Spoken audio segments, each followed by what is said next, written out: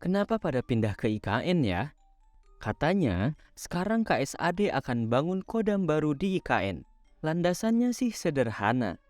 Karena komposisi pertumbuhan dan sebaran penduduk sekitar 56% berada di Pulau Jawa, sedangkan hanya 6% berada di Kalimantan. Dalam perspektif pengelolaan sumber daya manusia pertahanan, situasi ini tentu harus dikelola dengan baik, sehingga adaptasi terhadap sebaran maupun komposisi penduduk nantinya tidak akan menimbulkan masalah, khususnya terkait konflik horizontal. Katanya hal ini tidak saja dilihat dari faktor ancaman multidimensional dan multikompleks, namun juga adaptasi atas desain peradaban IKN yang dirancang menjadi center of gravity yang modern, berwawasan ekologis, berkelanjutan, dan syarat dengan karakter kebangsaan yang majemuk. Menyikapi hal tersebut, TNI Angkatan Darat sebagai salah satu komponen utama pertahanan tidak luput dari adaptasi dan transformasi atas segala perubahan yang ada.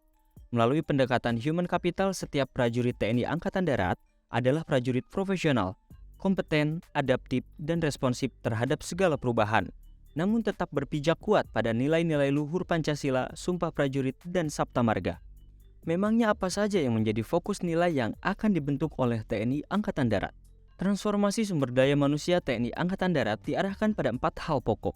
Yang pertama, terwujudnya kualitas sumber daya manusia TNI Angkatan Darat yang padat teknologi. Kedua, terbentuknya kebijakan strategis sampai dengan kebijakan teknis pengembangan sumber daya manusia personil yang berbasis pada human capital management. Ketiga, terbentuknya pola rekrutmen dan pembinaan karir personil TNI Angkatan Darat dengan sistem yang tepat sesuai dengan kapasitas dan kapabilitas yang dimiliki oleh setiap personil TNI Angkatan Darat.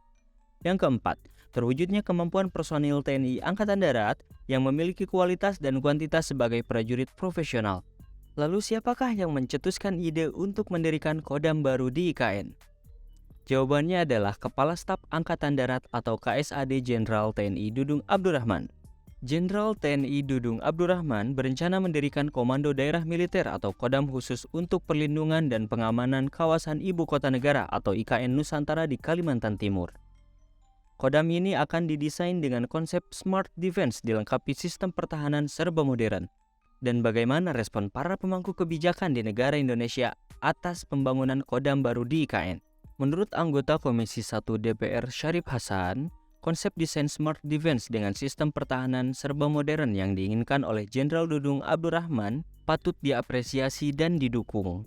Namun, Syarif mengakui belum mengetahui secara detail desain Kodam khusus yang diinginkan oleh Jenderal Dudung Abdurrahman tersebut. Perlu kalian ketahui bahwa KSAD Jenderal TNI Dudung Abdurrahman akan menginisiasi pembangunan Kodam khusus di IKN.